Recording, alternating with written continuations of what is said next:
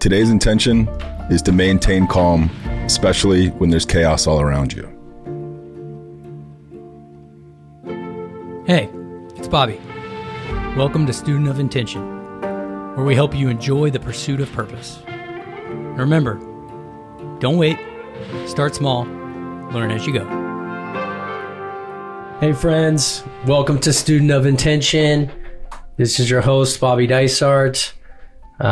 Just a wonderful afternoon here in the Creative Palace. First in-person, in-studio conversation in some time. Stoked to welcome a good friend, Todd Ausherman, on today's show. I'll introduce Todd here shortly. As is customary, I want to share a story that begins last week. On Thursday, I'd actually given my first Living with Intention workshop for a friend's organization. And during the conversation, we talked about sort of the misuse of the rule of reciprocity, or at least I think it's a misuse, and how I sort of see it going around on the interwebs is this idea that if you give, you get something in return, which, you know, of course, I think we can all subscribe to that idea that the more you give, the more the universe sort of returns things back to you.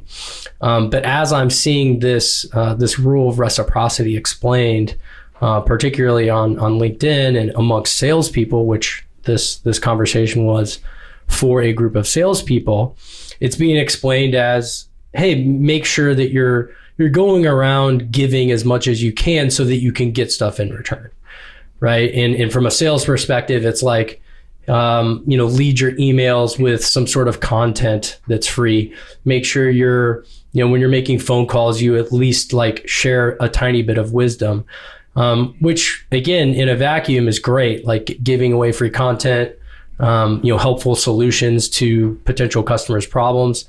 Love it. What I don't love is this idea that you're doing it with some sort of condition in mind. I think the true meaning of like giving is to do it unconditionally. And I don't have any science to back this up, but I know that you know, and the universe knows that there's other powers that know that if you're out there in the world giving with conditions, with the idea that you're going to get something in return and something specific in return, be it a sale, be it an opportunity, be it an introduction, what have you, it's not the same thing as truly giving and truly giving out a service. So be wary of that. And it doesn't make it easy. It doesn't make it easy to give unconditionally. Like I understand those things can be challenged. You can be challenged to truly show up in service and truly show up trying to simply unite the world as opposed to extract something from it. But you can start small. And I think just the gift of gratitude, right? Simply remembering to thank people is one gift that we can kind of give unconditionally. In that workshop, everybody sent out a thank you note to someone they loved and someone they hadn't thanked in a while. The gift of gratitude is something you can sort of prime yourself to be able to show up in service and give unconditionally regularly. So take that for what it's worth today. Mind that rule of reciprocity. I believe in the rule, I believe in the idea, but I don't believe in the misuse. And with that, I'll shift to today's guest, Todd Ausherman, who I think knows plenty about the rule of reciprocity and the idea of unity, and I'm sure we'll get into that. Todd and I have become fast friends. We met through a mutual connection, and I think the beauty of our relationship is how fast it's forged, in the way that it's forged. We actually meet with a few friends. We'll call it monthly, at a what we call a Zen Duffy boat cruise, and it's just a humble gathering where guys can be real. We can share what's on our mind, and most importantly, share what's working for us in the real world, with the idea of being intentional and being more mindful. And so I'm really excited to welcome Todd on today's show. Other than being a fan of intention and a mindful person himself. He's also an operator. He's a longtime entrepreneur. He operates in the mortgage industry space. He actually runs a startup called Notaroo that's focused on aligning lenders, title companies, and signing agents. He's built and exited a top 10 reverse mortgage bank, as well as a top 5 ranked mortgage broker. So a person knows plenty about building companies, building teams, building for the future, and plenty about intention. Todd. Yeah. Welcome to Student of Intention, bro. Thank you for the intro. And I think that the real thing that I've built is a bunch of mistakes. I think that that's kind of part of being an entrepreneur, and that's really the journey and the learning. Is you really can't find success until you've been punched a bunch and still gotten back up and made all the mistakes, and then kind of gained that wisdom. Right? You kind of, like, at least for me, I started my first business. I started with the knowledge that I thought that I could do anything, and then I gained the wisdom that I couldn't do everything, that I needed a lot of other really good people around me. And I needed to kind of to learn as I went, which I know is certainly something that you espouse as well. And I think that's probably a pretty good reason as to why we've become such fast friends, is we share a lot of the same worldview. And I think, it's that sort of law of attraction thing. You kind of tend to bring into your circle people that can help you grow in areas that are meaningful to you at a really deep level. Oh, dude. I mean, just right out of the gates, you humbly admit, like, you've tasted some failure, you've made some mistakes.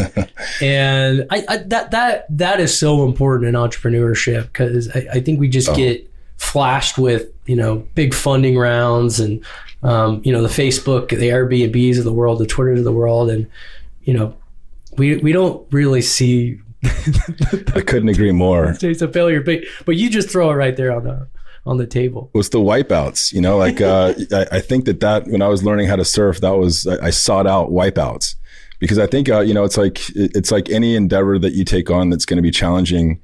You kind of need to appreciate the violence that's involved, and you have to be okay with that before you're going to be able to make it to any sort of higher level. And kind of like what you were saying, as an entrepreneur, and especially in tech, you go to a lot of conferences and you go to a lot of, fireside chats, and you hear all these awesome stories, about, well, first, it was just me and my garage and my dog, and then I built this company that I exited last year for $2 billion. Aren't I great? And it's like, well, okay, but what did you actually go through? Like what was the pain that you felt on the way up there? Tell me about, like, when you almost lost the company, or when it got so bad, you woke up, every single morning asking yourself why you're putting yourself through this torture and that you must be crazy. Like, I want to hear about those stories a little bit, because that's also a part of it. It's just the part that, once you kind of get to a certain, I guess, elevation, you just don't look down there anymore. But those foundations are really the keys to success that I found. Oh man, 100%. And the worldview piece as well. And like we I think part of the thing that made me a little nervous about this podcast is I think we could talk for 4 hours easily. At least that shows up on the boat. When we get that group together, we start going down different rabbit holes or talking about different ideas. It seems like you and I can play ham and egg on those for forever. So, stoked to have you here. And one of the things I wanted to talk about is with regard to your business is you actually lay it out right there on the front page, this idea of creating or cultivating calm from chaos. Mm-hmm. Preparing for this, I even looked a little deeper into your core values. And the second one was pursuing unity, which I talked a little bit about at the top of the show. So I want to anchor around those two ideas. One, cultivating calm, and two, pursuing unity. But also look at it through the lens of, when you're starting a company, what I think is really interesting about messages like taglines or mission statements or values. These are things that at the corporate level, sort of, employees can roll their eyes sometimes, right? Definitely. But when you're a small stage early company, you're really putting your heart on your sleeve. It's really revealing. And to say something like, cultivating calm from chaos, I know it means a lot to you. Yeah. And it's an important tagline for us. And it's really the I guess the overarching theme of everything that we do. And it's very important to us that the people that join our organization share that as a value. And we really want people that understand the cost of chaos, not just from a monetary level, which it's extremely expensive, number one, but from a quality of life level. Living in chaos sucks. It just sucks. And people that tend to create chaos, and create work silos and create a lot of extra work for everybody is really not something that we're interested in. And not only that, but for our clients, the mortgage business is insanely chaotic. You have a lot of different fractured areas. So the amount of chaos that was in that business when I was building out my first companies, it was very chaotic, and it's no way to live. So that was the idea behind Notaroo. It wasn't really, we do some stuff. We put the notaries into a better situation. We do a lot of integration things, but the purpose is that we're trying to calm this thing. And if it was a lofty goal, if we can calm this process, then we can not only build a company that serves a need, but we can make people's lives better by being able to streamline these things. And technology allows us to do it in ways that were never really possible before. So, and that was a really important thing for us to get out there. But then on the sort of deeper level, it's attracted the right people to the company. My ops manager right now is a meditation teacher. She teaches mindfulness, and she literally saw the core values in our ad, and that was that. I mean, she came in, had a great conversation with my COO, John, and it was just natural fit. So, that's kind of the theme of what we're trying to do. If you can sort of put your soul out there a little bit, it tends to, people that are like-minded, kind of like what you and I are just talking about with us, tend to sort of congregate together. Right. No, it's beautiful and not easy. Like it's hard to sort of codify these ideas in simple phrases and then to plaster them on the web or share them with strangers. And again, that's why I said it's pretty revealing at this stage of a business. Yeah, definitely. And we've laughed about this before, but one of the things that we have on our sales deck is we have a slide that sort of shows, our integration strategy of putting all these key parties together. And, we have calm from chaos. And when I'm presenting that, I'm not a naturally calm guy. I'm high energy, ADD. I'm always moving at 1,000,000 miles an hour, and I'm very forgetful about a lot of things. So being calm is really an intention. And it's something that, because it's an intention, it's something that needs to always be cultivated. It has to be worked on. If it's not watered, it's not going to grow. So the idea of not only making that the theme of why we're building the company, and also making it the theme of who we want to be a part of the company, it's also something that we have to work on every single day. Because if you don't, things have a tendency to get chaotic if they're not being watched, and that's definitely true for me on a personal level. I can be very chaotic, and I was before I really got into mindfulness and meditation and routines. And it's really helped. But if I stop all of that, if I go back and revert to sort of my old ways, it's going to be very easy for me to get back into that or not difficult, but easy to do chaotic lifestyle. Oh, I mean, it's definitely, and I don't know why, but I think chaos is sort of the default scenario or action, particularly for early stage companies, particularly for companies probably in the mortgage space, and definitely hungry, excitable, energetic executives. So what are some of the things you're doing on a personal level as a team to live that value? Yeah, that's a big one. So mindfulness and meditation are really big for us. And for me personally, I started my meditation journey when I was 19. I was very fortunate that I went to a Jesuit college, Loyola, and we had a Jesuit or former Jesuit that went to Japan and left the Jesuit order and became a Zen master, and returned to Loyola and set up a Zendo at the top of Marquette Hall. So it was great. And at the time it blew me away when I was actually learning, the practice of Zazen, and we were studying the Tao Te Ching and all these really cool things. I also knew at the time that the timing wasn't right. Like I knew that, I was still 19. A sponge enough? No, I was ready. I was, about to turn 21 and I was ready to go. And I think at that time in New Orleans, the drinking age was 18. So I was in full party mode, but I did learn the techniques, and I kind of knew in the back of my head that someday, there was going to come a point where this was going to be a big part of my life. And that point came, probably 39, 40 years old. I just kind of felt like it was time for me to do some lifestyle changes. It was time for me to start not trying to control everything that was outside of me, but start to control or try to control or understand the things that are going on inside of me. And what I've sort of come to realize is that there's a cause and effect relationship there. And when we try to control the effects, everything that's happening externally, you can't. The causes create the effects. The effects don't create the effects. You have to try to go to the root, to the cause. And what I've found for me personally is meditation really helps me focus on that cause. And the cause is, all starting with that maintaining that calm state of mind and beginning there. And then what's happened since then has been a much more enjoyable ride as far as the relationships that I'm, having in my life now, my relationship with my fiance, like everything is coming from a much more centered place because of that actively working on starting each day at a very, very calm level. So meditation's a big piece. Yeah, it's a big piece. These lessons you learn. I mean, dude, you did a big skip there. You went from 19 to 39. Yeah, it was a wild 20 years. So I want to dive in a little bit into like what was in the middle. I'm sure there was a little bit of lessons learned. Yeah. But real quick, anything else besides meditation? And sounds like meditation is a big part of your life. How do you embrace that as a team? Or are you, and is that just something that's a work in progress? No, we are. So, and we're 100% remote.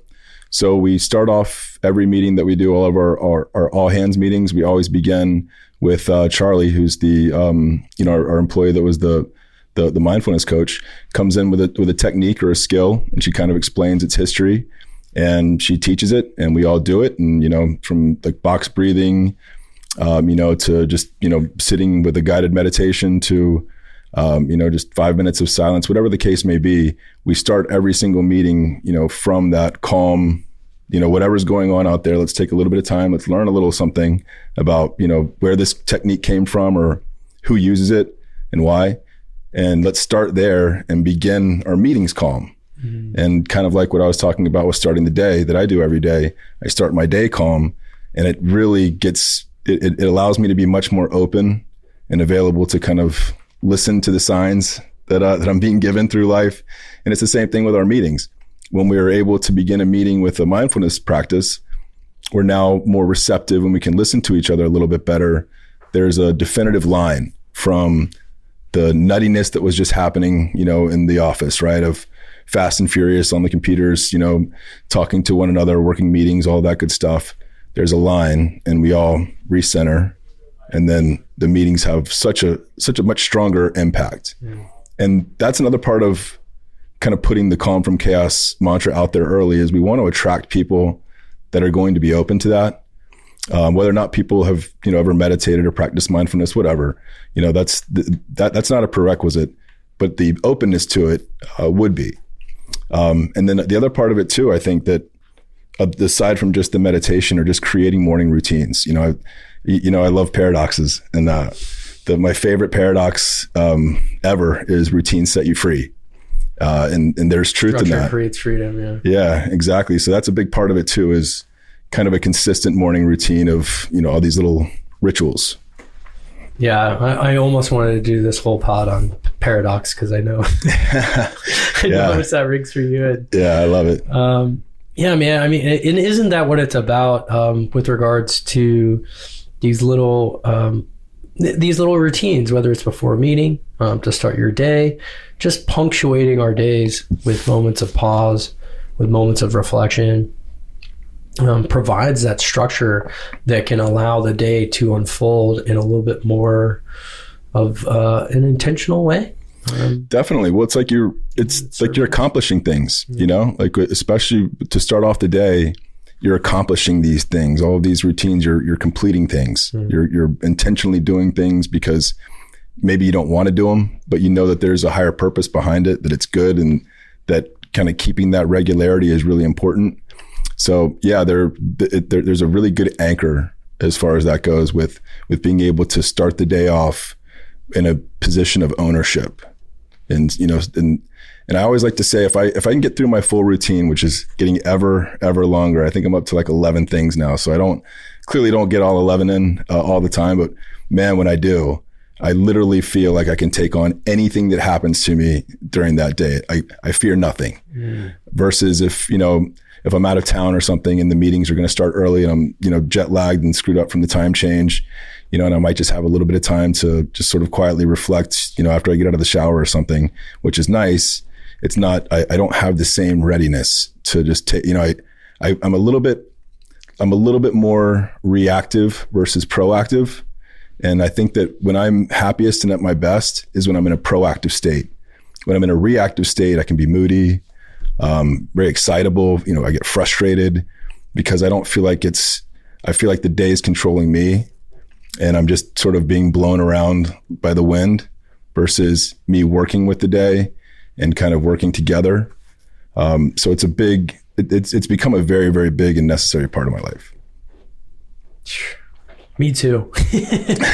And, I think morning routine is something that's interesting too. Like it's a paradox in itself. I really like how you explained it, that you have these 11 things that, potentially it's 11 things now that, in an ideal day that's what you'll do to start your day. And at the same time, that the chances of you hitting 10 for 10 or 11 for 11, I should say, maybe isn't that high. Yeah. It's okay. It's okay. Like, you can set up this structure and this strategy, to sort of win the morning. And when you miss that strategy, it's not like, it's judgment time. 100%. And what I look at for success is 3 out of the 11. Oh, so so I give myself, I'm very gentle with myself on this. Yeah, exactly. Right. Because, if you're starting off the day intentionally, you don't want to start off the day feeling like a loser. Yeah. So I think, keeping the bar nice and low to win is good, but all of those things are really good things for me to be doing. All 11 are propelling me in some way. Mm-hmm. So if I'm just able to get a handful of them done now, I'll be pretty, it's very rare that I don't at least get 3. Very rare now. Maybe once in a blue moon, I'll be thrown off, usually on a vacation or something like that. I won't be able to read for 20 minutes or something, but it's very rare that I won't at least hit 3 of them. So, dude, that is perfect. We have the 11. Our bar is 3. If we get anywhere in the middle, gravy. Yep. I don't want to put you on the spot. If you can't name all 11, but do we have an idea? Yeah, I could probably run through them. Yeah. So meditation, specifically Zazen's one of them, yoga, journaling, affirmations, red light therapy, cold shower, cardio, reading. Oh man, my mind drawing a blank right now. Anyway, there's a handful more. Yeah, there. I know. And then my ADD kicked in. And it's all good. It's all good. No, but I didn't expect that this piece to come out of this conversation. But selfishly, I really like that because I'm a person who I just want to gobble up more and more ideas to start off my day great. And I'm a huge lover of mornings, just in general. Mm-hmm. It's my favorite time, and it's precious. And I've done several different journaling practices, meditation, setting intentions, affirmations, all these things. I want to get active right in the morning. Mm-hmm. Love to go for a run in the morning. I got the last 2. It's walking. Yeah, it's walking my dog and looking up, and then the last one is strength training.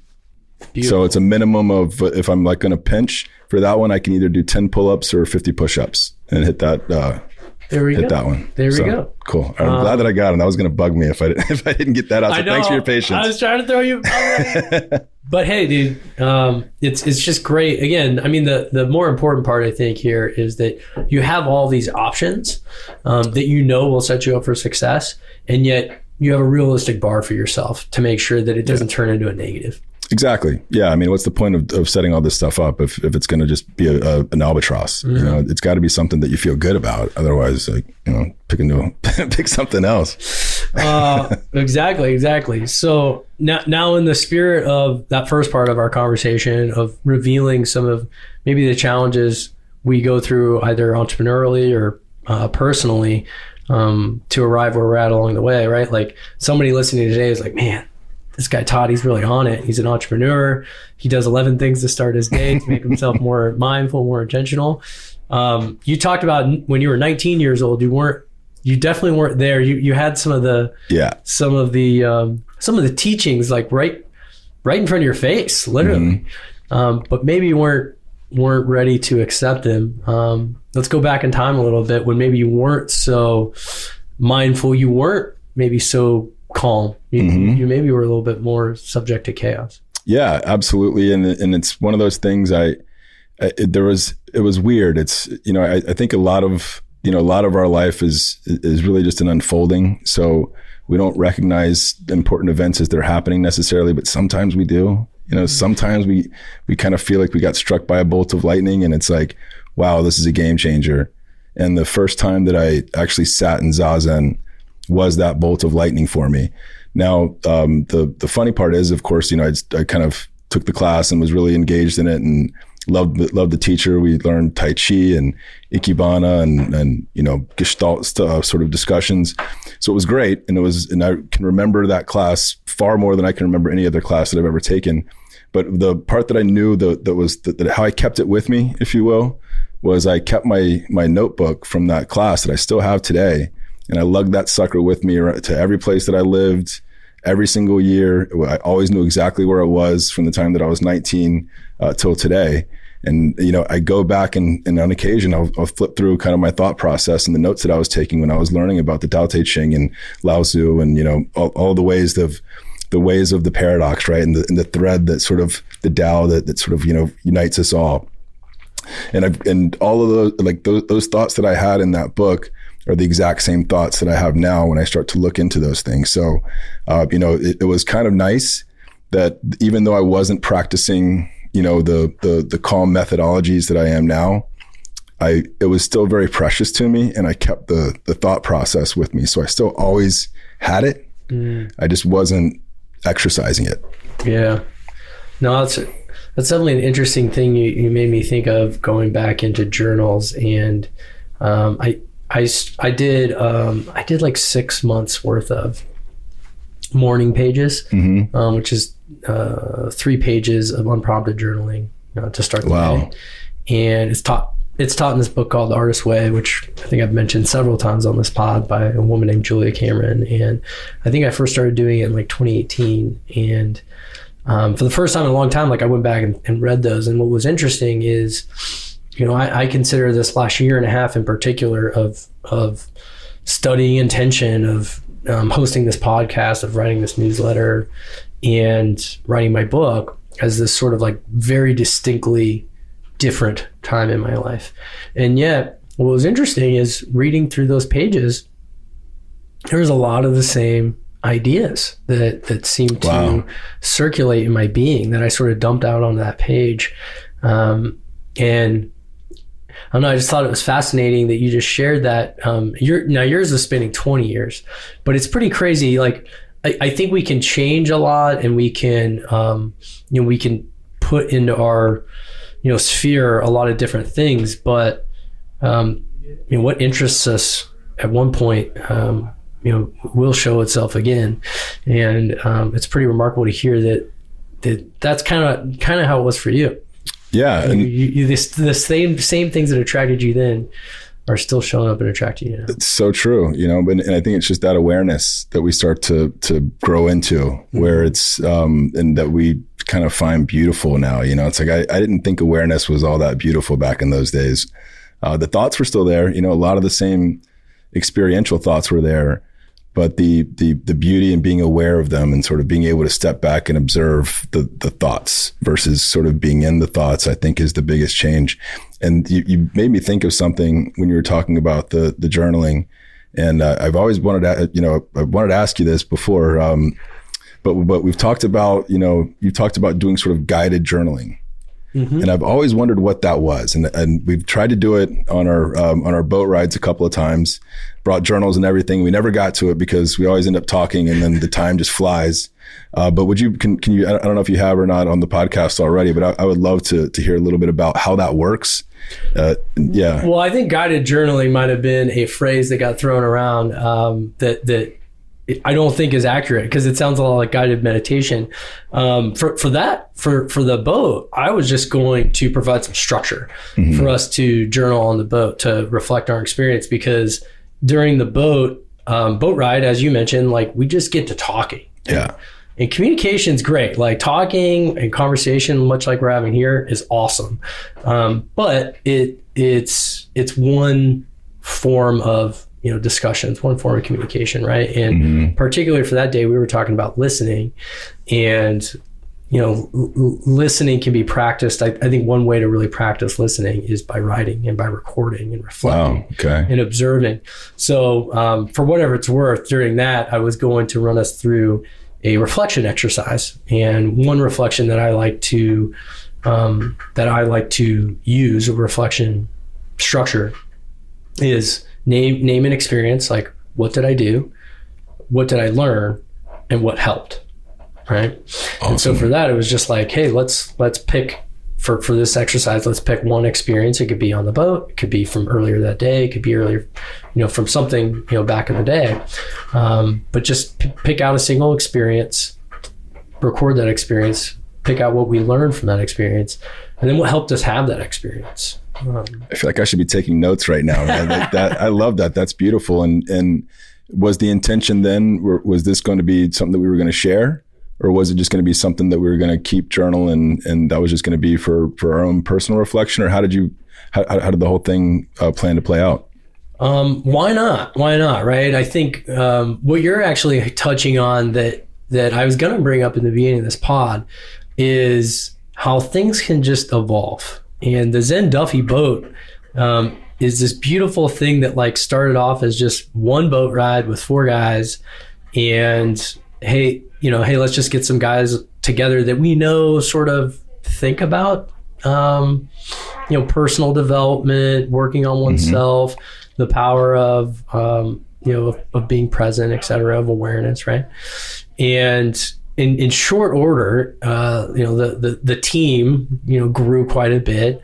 I think we're 6 boat rides in, and now Joe provided a little bit of structure for the last one. And I think what I was hoping to do was just to keep bringing a little bit of components, additions to the boat, because that's how things become mature, and that's how things become, like, really crazy. Who knows? Like 2 years from now, maybe the Zen Duffy is like a non-for-profit business that hosts 20 boats all over the U.S. and tons and tons of people. I mean, I think I'm getting a little extreme now, but it all starts with those little bits of addition, of just adding a little bit to the experience. And that was my my first inkling was like, hey, I want to bring the power of the written word to this experience, particularly for men who maybe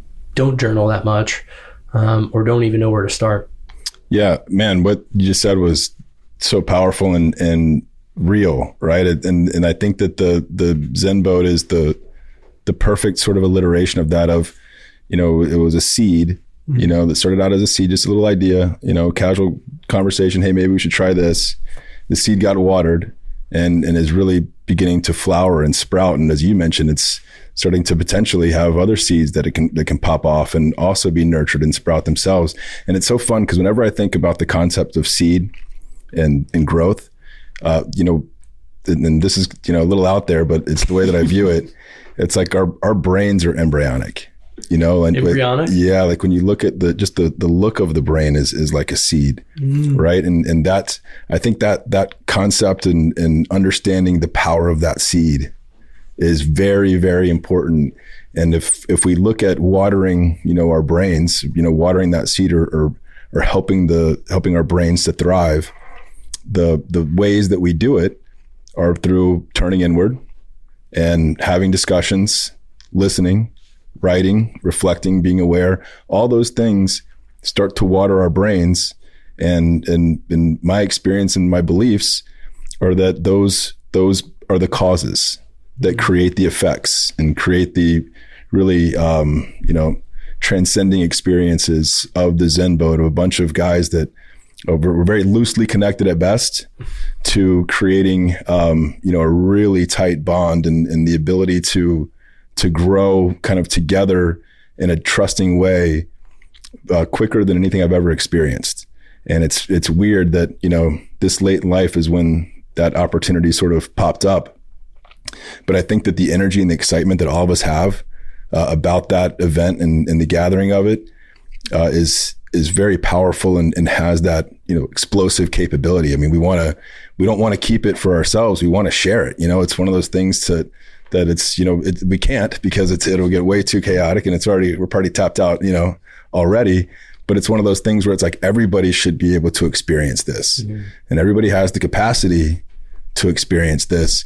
What people don't always have is the vessel to experience this, both maybe literally and figuratively. But but yeah, I love that. I love what you were saying, and I think that why not? I mean, why couldn't the Zen Duffy thing grow into a much bigger movement? And I think that that's the belief in it. It's like, why does anybody do anything? Because they believe they can. Yeah. Well, and it's I think I was painting that picture just to illustrate the more important part, which is, and you picked up on it, that we have seeds all around us, right? Where seeds, our little business adventures are seeds, our creative pursuits are seeds, our relationships are seeds, right? Like all these things have ridiculous capacity and potential for abundance, right? Potentially infinite, right? Like everything really does. What it requires from us is that unconditional watering and sunlight, right?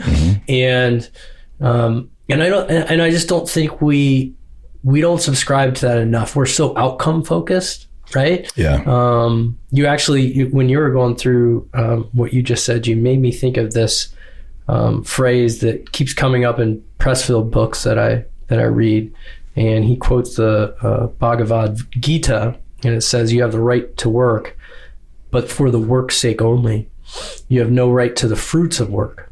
Desire for the fruits of work must never be your motive in working."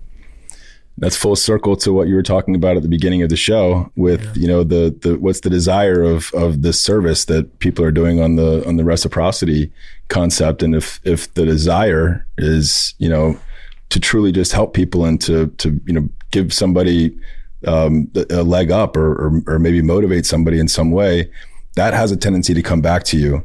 If the desire is to only get a nugget back, if I give you a piece of silver, you give me a piece of gold. If all you want is the gold, then you're very unlikely to get it. Paradoxically. Yeah, man. Yeah. And that's one thing I just really enjoy about my life in its current form is I've set up all these seeds that I can sort of practice, just giving unconditional water and sunlight. And the Zen Duffy is one of those where it's like, oh, here's this cool little blossoming community. And what I can give to it today is this idea for journaling. And, we each have our own businesses, and those definitely are prime spaces for giving, right? And watering and sunlight, which I'm sure you know all about. Absolutely. And it's the other thing too, that what you're just saying just sort of struck me is, we all go to that thing and give a lot. We're all very vulnerable. And nobody goes there expecting to take, nobody wants anything from anybody else. But we all want to give, and we all walk away with a ton. And it's one of those things to where, we don't have any ulterior motives. There's no one that's trying to, no one's got an angle. That's kind of why it's a safe place for us, I believe, to kind of be vulnerable, because we don't have to have our guard up. And I think it's that ability of us all just wanting to share and learn and ponder that makes us walk away with sort of, this standing up a little taller, and feeling a little bit better about getting home and having the relationships with our loved ones or whatever the case may be. We kind of have an aura around us that's very obvious to folks. I know that Cindy, is very aware of how important that stuff is to me. And she knows that when I get done with that, I'm in a great mood. I mean, I've walked away from every single one of those things just like whistling, like noticing the birds a little bit more. And again, it comes back to your initial theme on this is we don't go there to try to get over on anything. It's just, let's just go there and share and offer up whatever thoughts we can, on the subject of the day, and then walk away just like, wow, I just took away so much from that. Yeah, man. Yeah. Man, if John and Joe knew we were just talking about the Zen today, they'd be proud. Yeah, I mean, it leads to another one of your values. That I think all of these actions and what we do with the Zen Duffy lead to this other value of unity, of pursuing unity. And unity is more and more just, I think it's the ultimate reason we're here. It's the ultimate reason of all this stuff, right? Of sort of self-discovery, of living with intention, of giving. It's really to pursue unity. It's to promote unity. So I thought it was really interesting that you put it on your core values. And it's also one of those things, though, that I kind of get a head scratch on when I talk about a lot. So I'm curious how unity, how it shows up for you, how you are pursuing unity. And you even talked about it a little bit, which I thought was interesting from a work perspective of attracting folks that are open-minded to some of these ideas, which we don't think about when we think of work, when we think of business. I think our status quo mindset is, we'll take whatever business will be had. Yeah. But that's a slippery slope. It's not it can bite you. It can bite you, right? Yeah. Yeah. And pursuing unity's got, man, quadruple entendre, right? There's a lot there, but the basics of it are, from a practical standpoint, communication is really 99.99% of all the world's problems. And when we're pursuing unity, we're really pursuing open lines of communication and understanding that our similarities far outweigh our differences. And usually if there's a breakdown and a chaotic breakdown, it's because there's been a breakdown in communication at some point. So that's where the integration strategy came in of, if we can unify software and wait, I mean, dude, you said something pretty crazy that I actually subscribe to 100%, but you just said communication leads to 99.99%. Yeah, maybe even more. That was the highest I could think of. Yeah, I fully believe that, because I think, and that also comes from Zen meditation and the idea of oneness, that we're all one, right? And I think, big mind, small mind, that concept of realizing that we're all really one, that we're all one thing. We see each other as different, and we see, we drop people into different buckets, and then we make assumptions and judgments based on what we perceive to be facts. And we're always wrong. We're always wrong when we kind of, if we have a rough interaction with somebody, we play the movie in our head of, well, that motherfucker must think I'm this, No, there something else happened that we're not privy to. Why are we not privy to it? Because it was never communicated to us. We either didn't seek it out, or it wasn't provided to us. So we have to, our brains have to close the thought loop. So it needs to stick something in there, and that something in there is the seed of chaos, right? Like that's when we start off really separating ourselves and pointing to somebody else and saying, that's not my job, that's your job, or you screwed up, or one person needs to be accountable here, and we need to find that person and we need to lock them up and throw away the key, or whatever the case may be. There's a lot more than just that one little action that really caused all of this. And if we could really understand what that was, if we can communicate, if it was communicated to us somehow, then there wouldn't be a problem. So that's kind of where the whole idea of, communication causes all of our problems, is we start to think, we get selfish, human nature. And selfishness is the opposite of oneness. It's divisive. And the idea of pursuing oneness is the idea of pursuing communication to try to understand that the person that's frustrating you likely has, at least in their mind, a good reason for it. We just don't know what that reason is. But if we did, we could probably relate. Yeah. And we can relate because really we're all the same. Right. Yeah. I mean, I think it's everything you said is, I agree with 100%. And I think even on a practical level, we're not good at hearing what's being said, and we're not great at saying what we mean. Yeah, exactly. Yeah. Yeah. And that is what causes that division and that separation of reality, which is that we actually are really all the same, and you're probably experiencing the same shit that I'm experiencing. We just aren't communicating it. Yeah. Well. Yeah. Yeah, when it's the idea, and again, to go back to Zen, that's just a big underlying thought process for me. But the idea of the Tao, right, of the life force, the thread, is that in Zen, it's taught that you can't actually say what the Tao is. The second you try to describe the Tao, you're already wrong. You can't put into human words the communication of the pureness and the essence of the Tao. It's like by trying to describe it, I'm already at least a little off. Yeah. And that's the same thing with how I feel like when we communicate sometimes, because if we can't all really nail and communicate perfectly what the Tao is, then that has a reactionary effect or chain reaction type of effect that leads me to believe that oftentimes we don't communicate perfectly with each other. And the way that you would like to hear something and the way that I would say that thing might not match, but it still could be the same concept that we're going for. We're getting tripped up on the limitations of our ability to communicate as humans. So I think that there's a part of, and what you said kind of really reminded me of that, of, the communication, while it's so important, it's still necessarily imperfect. Mm-hmm. So it's a sort of a constant challenge.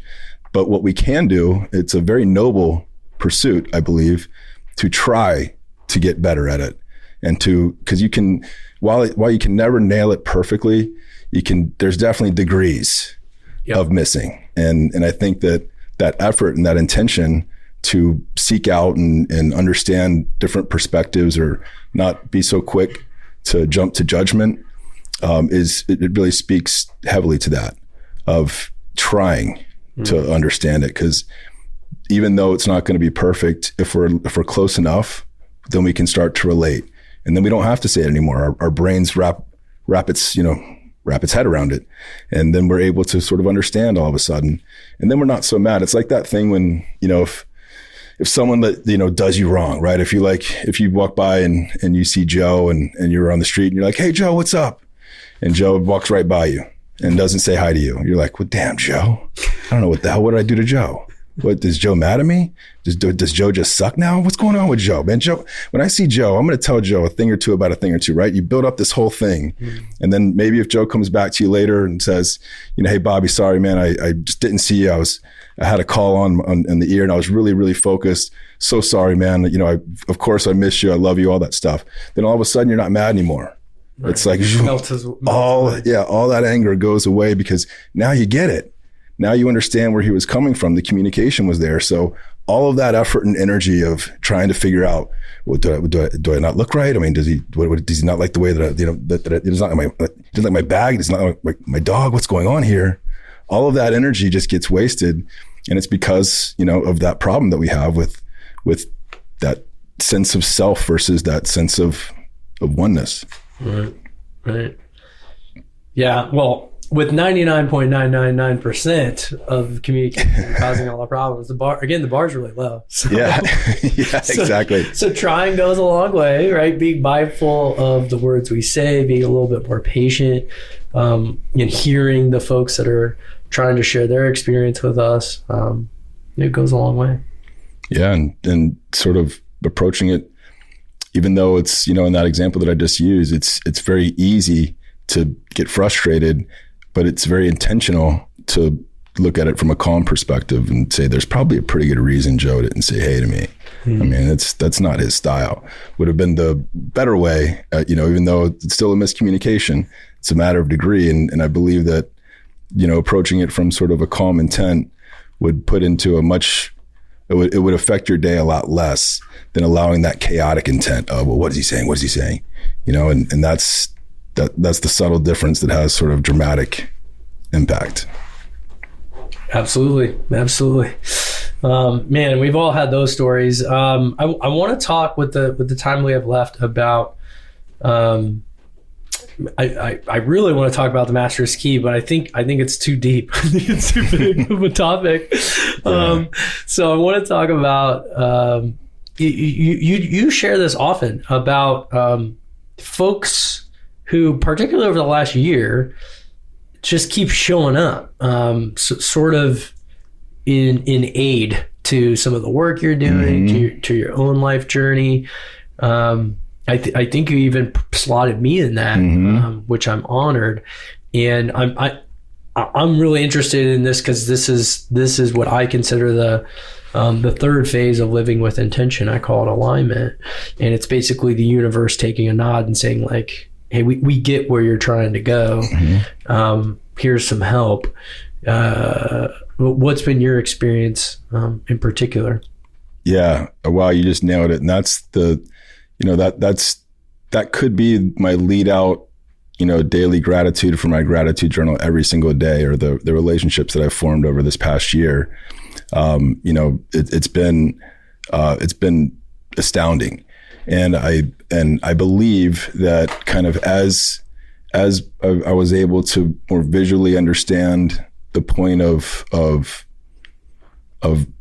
turning inward and really the point of living, right? As I was able to really become at peace with that and focus on sort of my personal and inner growth and focusing on other people's personal inner growth and being genuinely curious and listening and wondering what everybody's story is and how they get there. That once that became a central driver in my life, everybody started showing up. I mean, it's literally magic. And from us on the Zen Duffy boat to, a lunch I just had with somebody who we met at a happy hour and started talking about, technology investment, and we had lunch, and then, another slot, another major piece has just been filled. And I was actually telling him prior to that, us even really engaging in the conversation, I was actually discussing just what I'm discussing now, that this has been a really incredible year in terms of attracting people that are like-minded, but are like-minded at a similar, stage in life with similar interests, that have similar worldviews, that are also, peaceful, loving people where we can talk about emotions and we can be vulnerable. That's never occurred to me in my life at this level. And if it had occurred, if I'd have met a handful of people, I would have been blown away. I can't even, it would take me probably an hour to list all the names of people that have become very, very important to me in my life. And I've gotten a ton, an absolute, really, really been huge for my growth, on the inner side in a major, major way. And it doesn't seem like that's stopping. And I believe that momentum, that sort of the universe, the law of attraction, the law of love, the law of growth, the same thing that's kind of happening with potentially the Zen Duffy, spreading seeds and perhaps attracting more, like-minded people, men, women, whatever. I believe that that's a real thing. And as long as you keep feeding it, nurturing it, and giving it its mental water, it continues to grow. And I think that, that positive outlook is a big part of it. And I think should that outlook change, if I were to all of a sudden, decide that no, none of this is, this is all BS. I need to, really pick up a casual meth habit, and, maybe I'll get into heroin. Right. And then I start spiraling. Yeah, right. And then I start spiraling my life. It's going to attract the other type of people that would most likely be attracted to me, and I'd be attracted to them. And that would be people that were also similarly spiraling down. So it's a state of mind. It's cause and effect for me, and I believe that the cause is working on like inward, And I believe the effect is a fruitful, abundant life of loving relationships. Yeah. You're minding the cause quite a bit. Yeah. Well, that's what else is there to work on, right? It's, again, I think that focusing on effects that's the problem, right? It's like if people that are chasing the wrong things, and it all starts with focusing inward and really understanding that service aspect, the service for service's sake, the service for wanting to give, service for wanting for everybody to be able to experience an abundant life. That is very, very powerful. That's a powerful intention. And the intention of, well, I really want this sweet car, or, someone's got a really cool dishwasher that I wish I had, and I'm not going to be happy unless I get that dishwasher. You get the dishwasher and you're not happy, right? It doesn't work like that. It's got to start with a worldview. It's got to start with an outlook, and with the intent of wanting to create that oneness that we can all do this together. It doesn't have to be a competitive one winner, everybody else loses. We can all be winners. And that's a huge revelation for me to truly believe and adopt.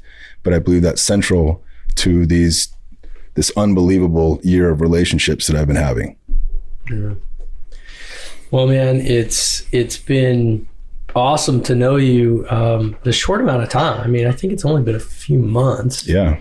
If I'm remembering correctly. And definitely stoked to continue on with you and your journey, both from a Notaroo perspective, from a Zen Duffy perspective, on a personal level. I guess just to close us out, man, anything else you want to share, particularly about, I think it sounds like you've really, come a long way with this mindset, with these different values. Anything for when we hit the hiccups in the road, anything to bring us back to cultivating calm and pursuing unity and minding the cause as opposed to dwelling on the effect. Yeah. So, and that's obviously an ongoing struggle, but in just the other day, I had somebody make a comment to me that I was like, why would they say that? And I think that, but fortunately what I did then and what I believe is the tool for that. And this really comes from Michael Singer, particularly The Untethered Soul, but it's the idea of just letting it pass. Let them have it. Let them have it. Let them win. There's so much going on.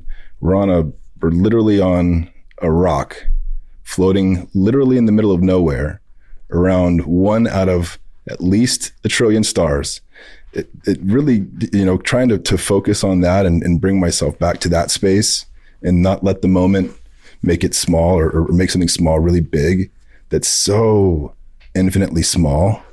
And once I'm able to shift back into that gear, I can let it go. And then I can kind of laugh about it and sort of laugh at myself for almost stumbling. I mean, oh my God, if I'd have let that spin up, I could have evaporated all of the work that I've done. And that was an opportunity for me to spin into chaos and to go down. And I think that's the most important thing to go forward for me, at least, is being able to, as fast as possible, conjure up the size of everything and where we really are, like where we really literally are, versus where you look up in the sky and what do you see at night, outside of space junk. Oh man. Well, thank you, Todd, for joining. Thank you, man. I can't believe, that's a beautiful takeaway. That's how we land the plane, bro. Yeah, that went fast, man. But yeah, thanks a lot. I'm super glad we had to do this, or that we got to do this and had this conversation. You got it, brother. Hey, it's Bobby. Thanks for listening to today's show. For more, follow Student of Intention at www.studentofintention.com. And remember, don't wait, start small, learn as you go.